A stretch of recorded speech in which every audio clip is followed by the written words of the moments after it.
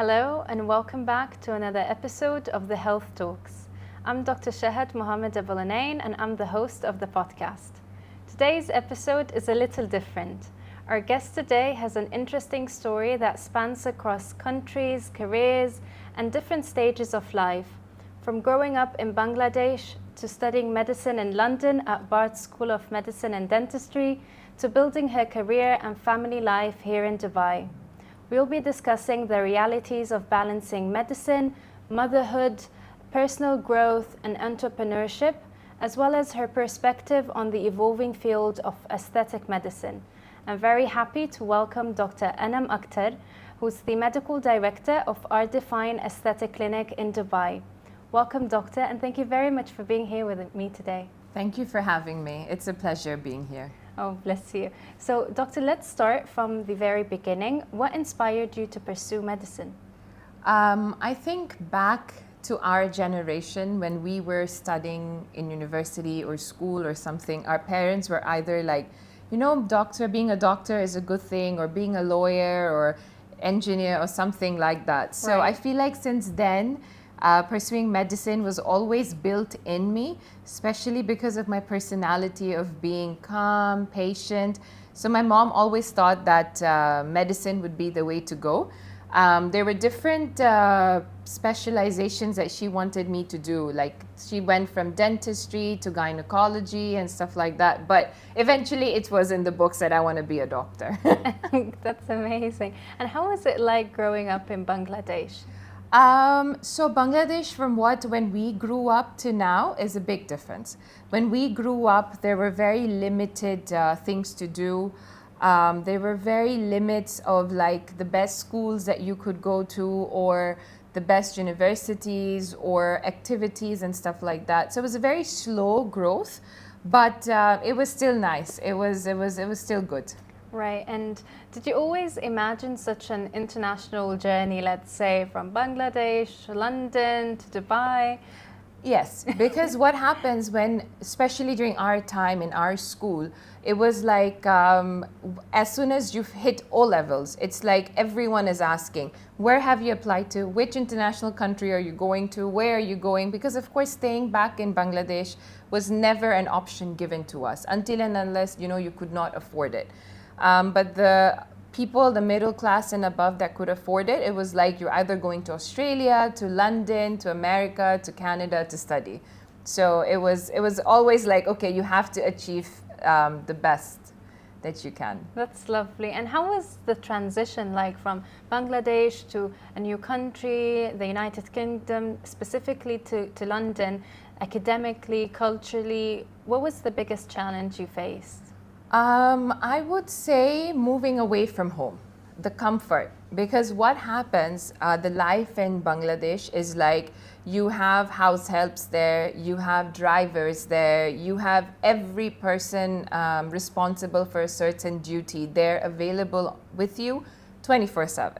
Right. So when you move away, it's like, oh, I have to take the train, the tram to go from one place to another.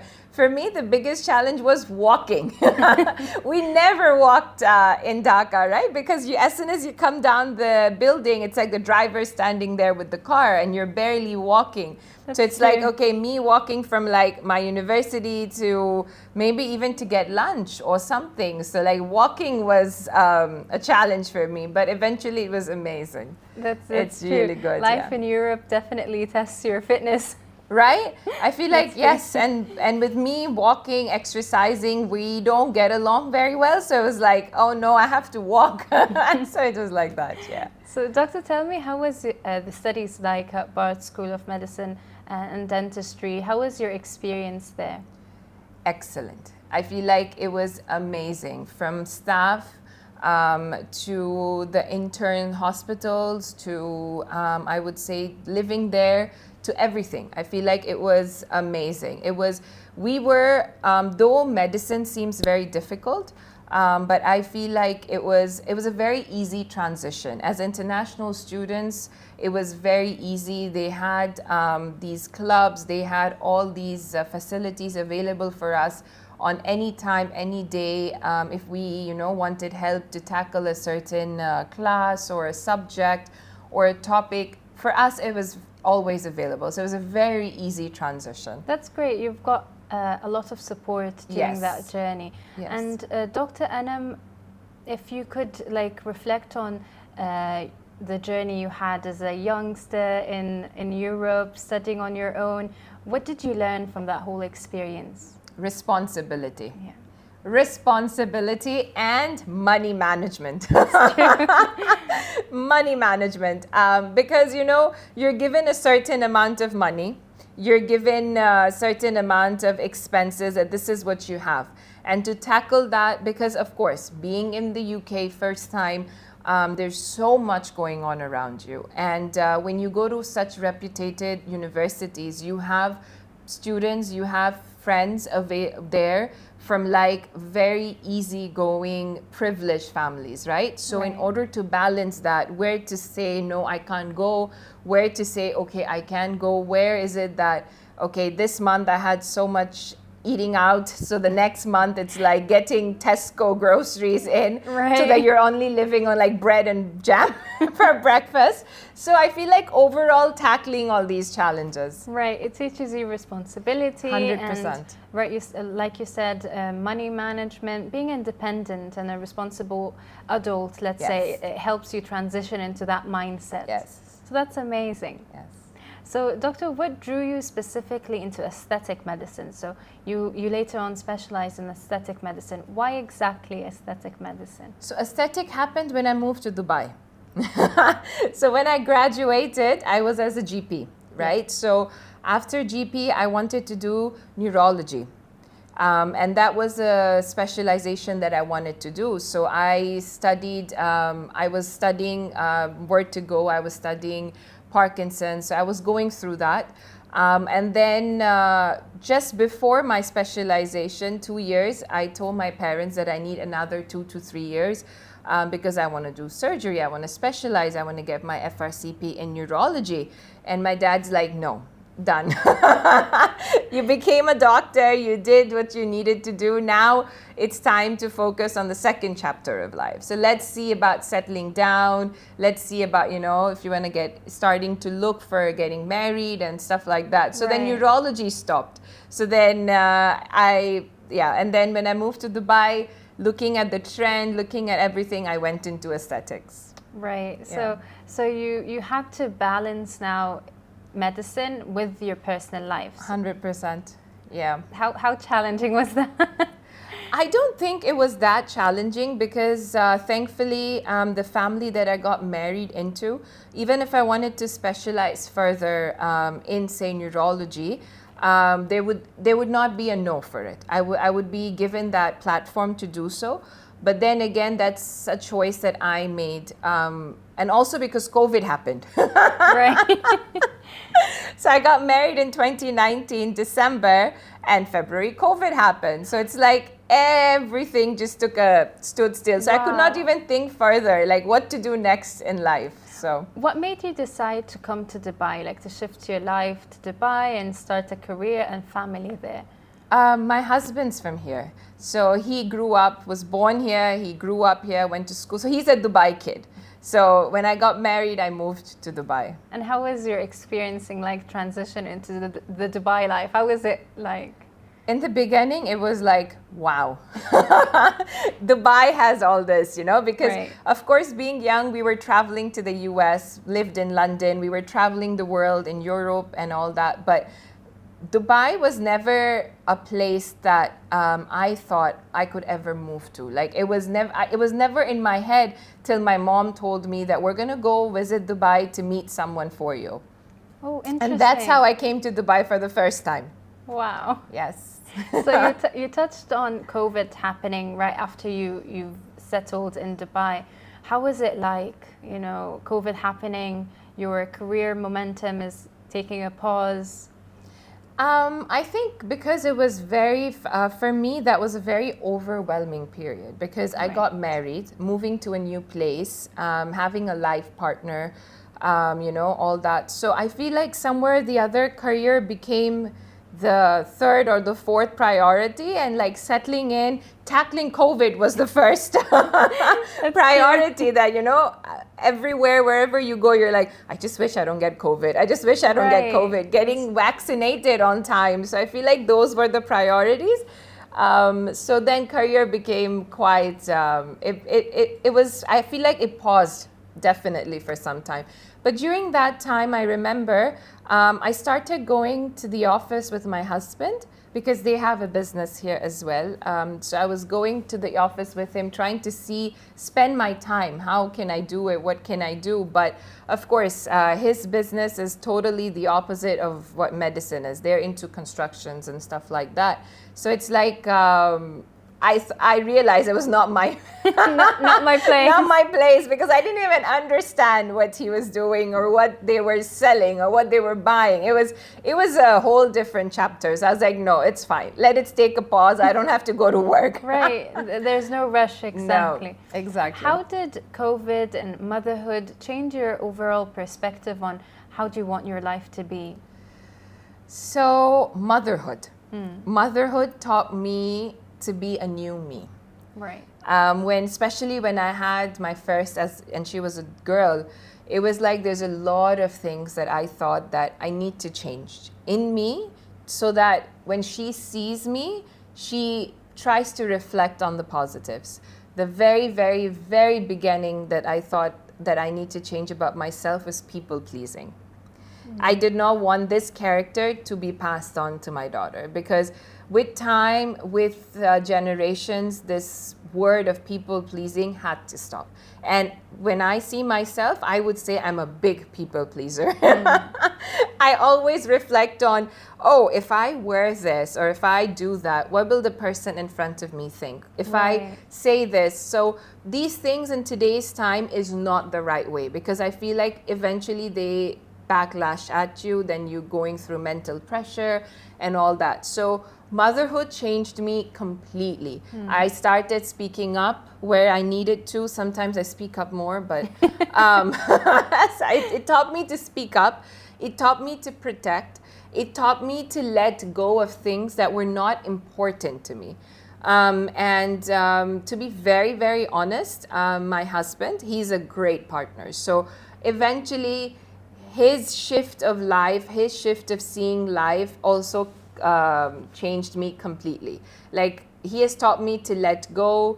He has taught me a very important lesson in life, that we're not responsible for people's opinions. Right, exactly. How they feel. How they feel, right? They can say and do whatever they want, just like we can say whatever we want, right? But it's up to us how much we take in on ourselves. That's very true. These are things that COVID, motherhood, being married taught me. So if I were to reflect that, I did not study neurology, I would not regret it, because I learned a lot after that in life. Yeah, so you develop personally as well, and that itself is a great success. Yes. And thank you for touching on the point of people pleasing, because it's something a lot of people struggle with now, especially with social media and your image in front of everyone.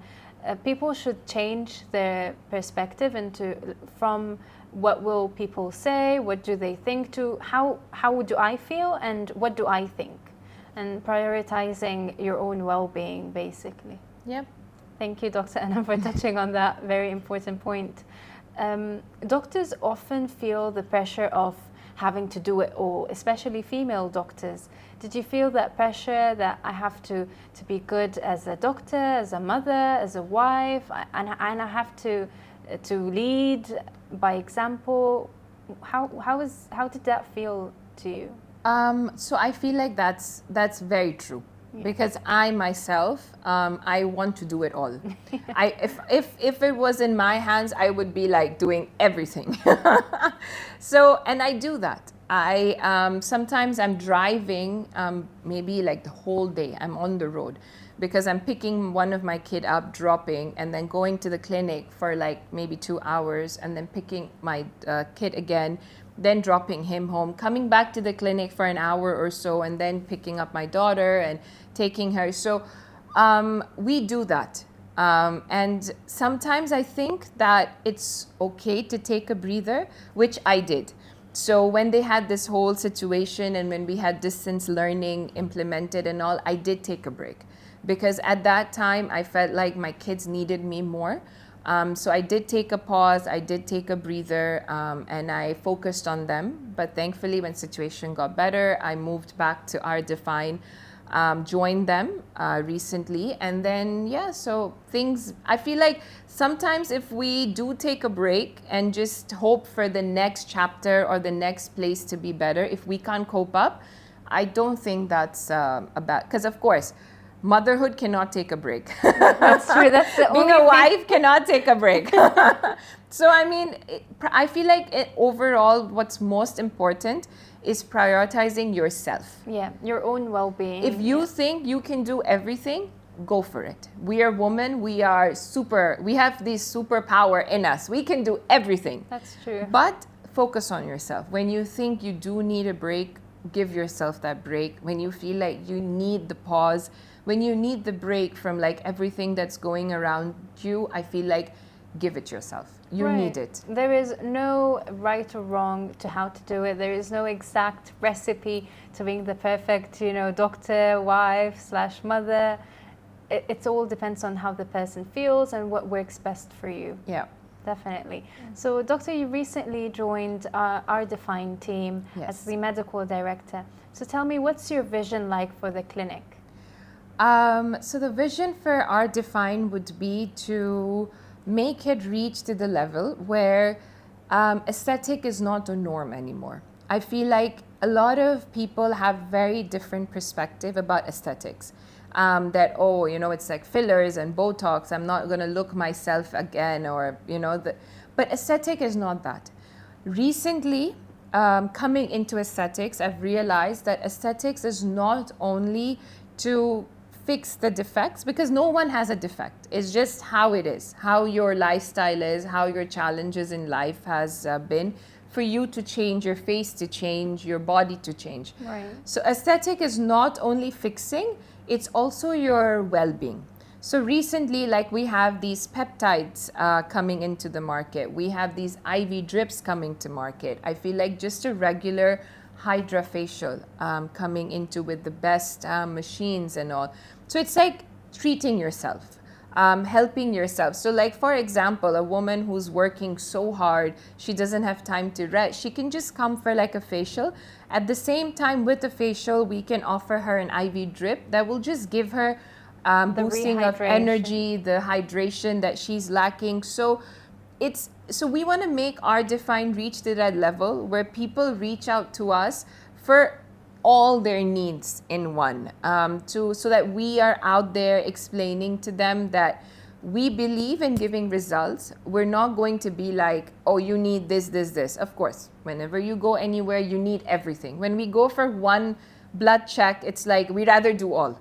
Right, exactly. Right? You have a whole list of things to do. Exactly, right? And people have this thing that the more blood tests that you're going to do, the more you're going to find your body has problems. But why run away from them? I feel like if you know your body well, and you can find out what's lacking, you can work on it before it's too late, before you actually have to go through the whole process of getting admitted through a treatment. So aesthetic is just a place where you're coming in for yourself. You're doing something for yourself.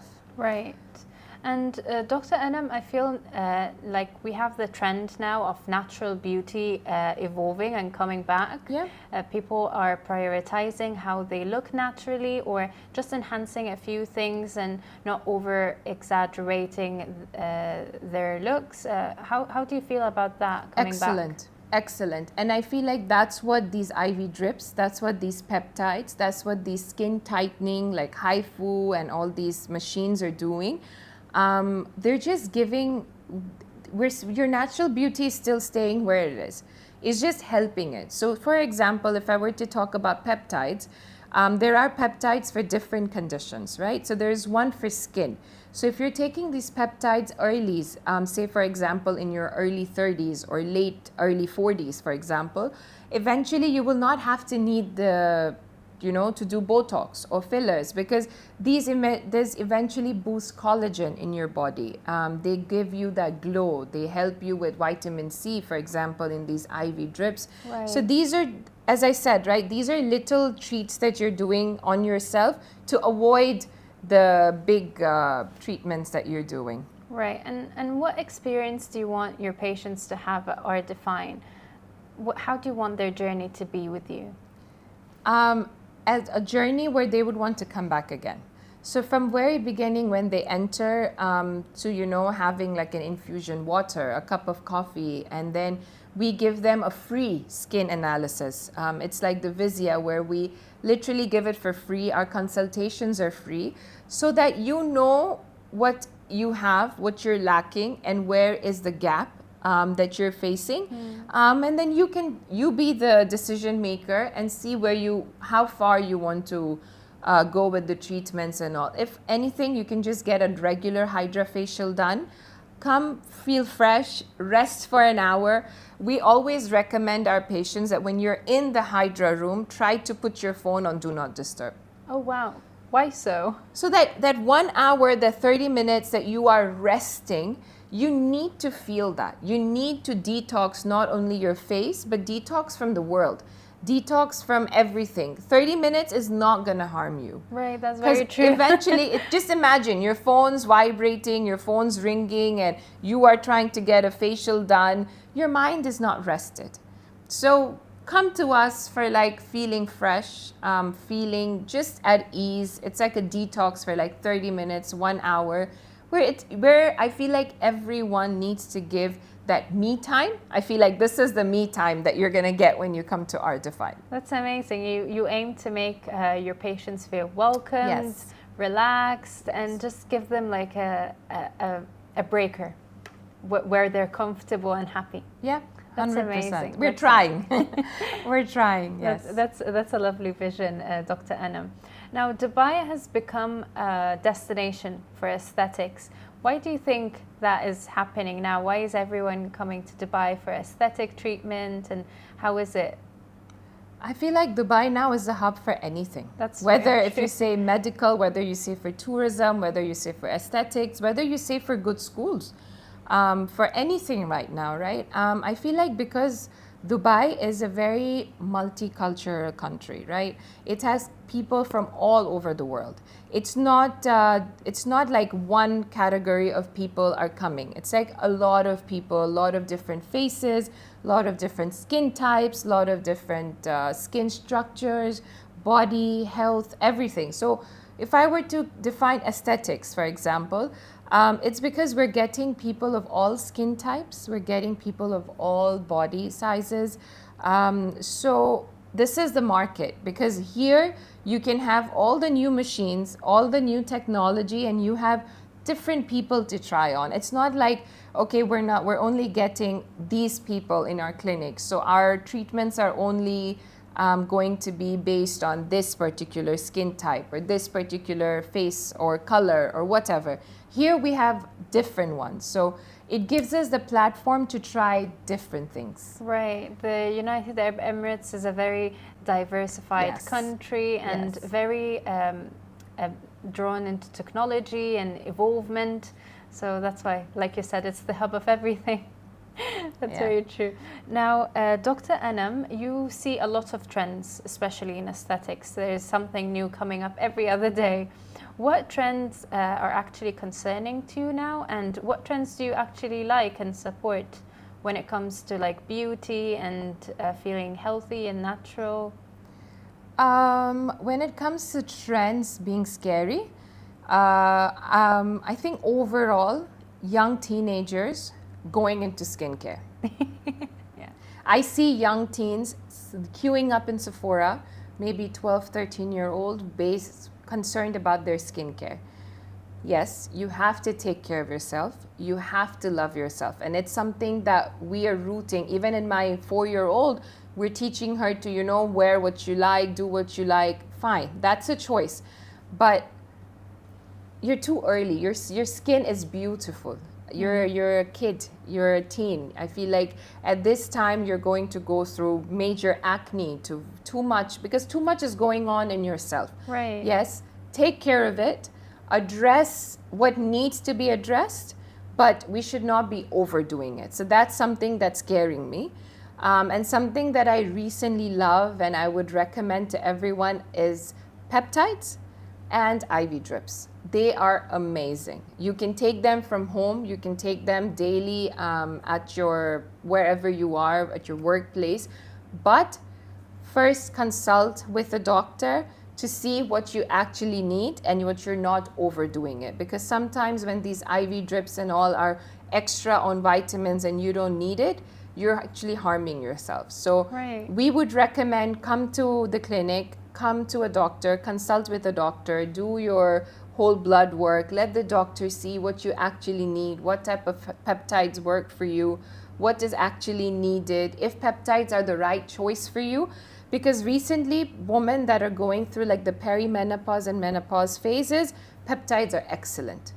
They are amazing. They really help you with your overall mood swings, hot flashes. They're amazing. So I would like, consult first before you take any step, because that's going to help you a lot. That's a very good message, Dr. Anam, to to the children, to live life and enjoy every phase, and not get carried away with whatever's being said on social media, and definitely to consult a doctor before doing anything. That's very, very important.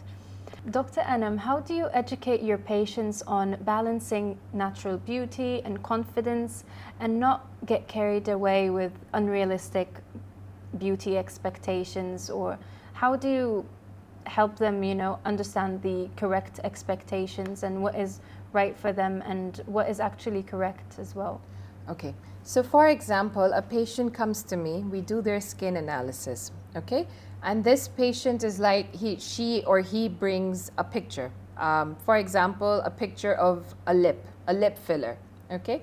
And she's very adamant that, no, I want this to be this to be this, and all that. Right. Right? And then we try to explain that, look, there is certain ml of fillers we can put in your lips in order for your face to look like a face, symmetrical, to look like, you need that. Because overdoing it, well, what will happen is if you're going to overdo your lip fillers, then we might have to add fillers on your cheeks to balance it, right? So this is how we tell the patients. Now, some patients are very understanding. They're like, no, okay, fine, then you do as much as you want, this and that. But some are like, no, we want this much. We want to go.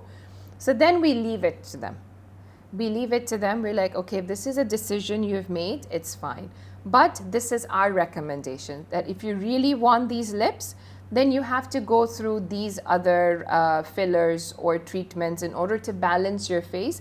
So it looks symmetric, it doesn't look out of shape, it keeps that natural beauty intact.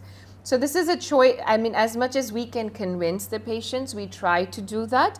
But then if some 1 out of maybe 10 are not wanting to go with that, then we just let them be. We tell them, sign a consent form because tomorrow you can't come and tell us, oh, now, this is extra fillers, because we advised you, but this is something that you choose to do. So I think the biggest challenge is patients bringing in pictures and wanting it identical, because that person in the picture is not the patient, and every skin is different, symmetry of the face is different, so you cannot do exactly the same, and plus that person got it done elsewhere, so and the angles of photos, I feel like when these influencers and all the angles that they take the photos in, it's not the real angle, right? That face is not the face that you will see that person when you meet them in person, right?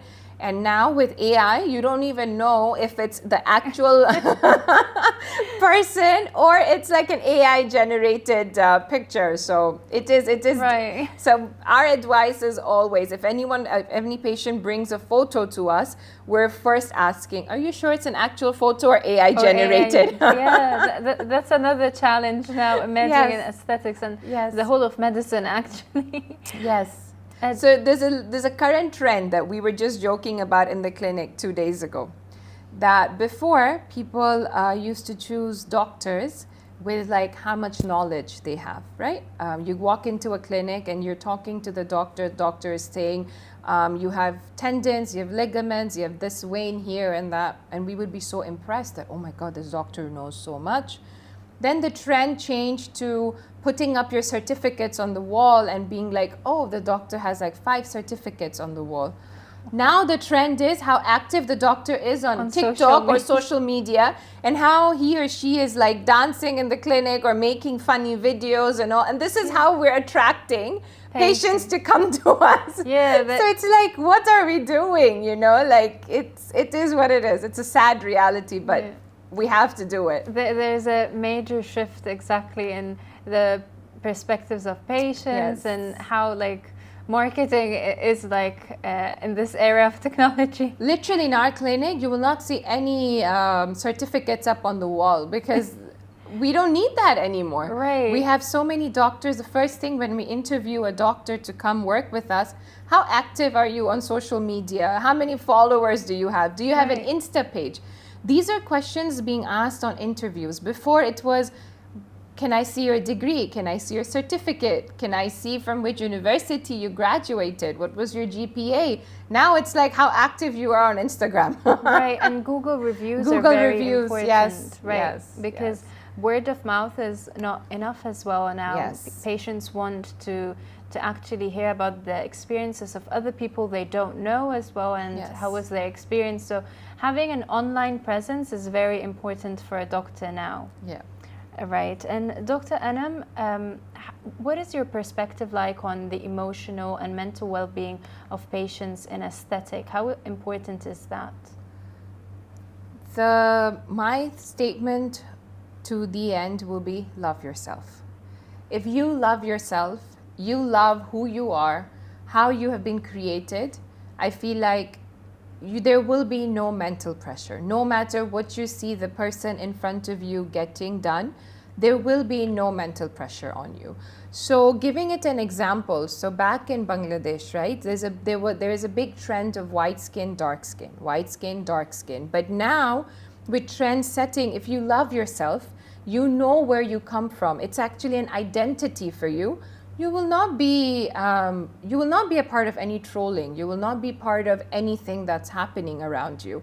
So then there is no mental pressure. There's no peer pressure.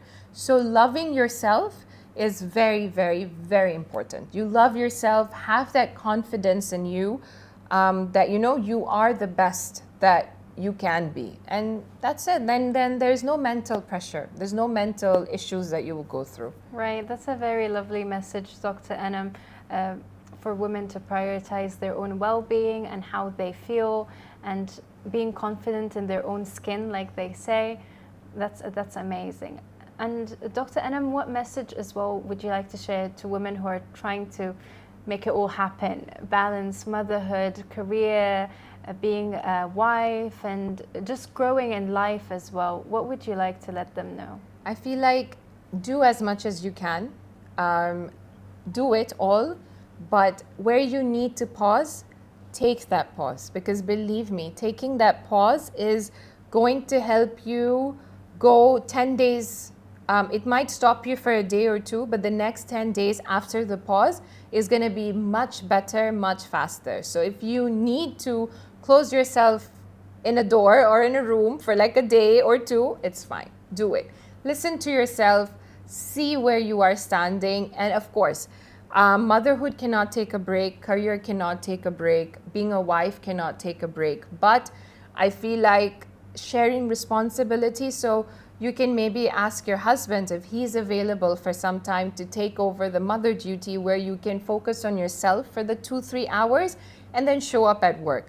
Or if you're taking a leave from work, maybe you have your annual leaves, take it, use them, use it for like maybe a day or two for yourself, and then spend the rest of the leave with your kids and husband and family. So look at yourself where you're standing first. Right, and rank your priorities, yes. ask for help if needed. There is no shame in that. Yeah. We all need a good support system. Yes, to 100%. thrive, definitely. 100%. Thank you very much, Dr. Anam, for this very empowering discussion. I'm sure that a lot of women and young girls will benefit from your journey and from your positive outlook in life. Thank you very much for being here. Thank you so much for having me. I really hope that, you know, if from all this, even if a little is taken and understood, or I can help someone, you know, do something. So it'll be added in my good book. So perfect. Definitely. Thank you. And thank you very much for our listeners for watching us and listening to us till the end. See you in the next episode.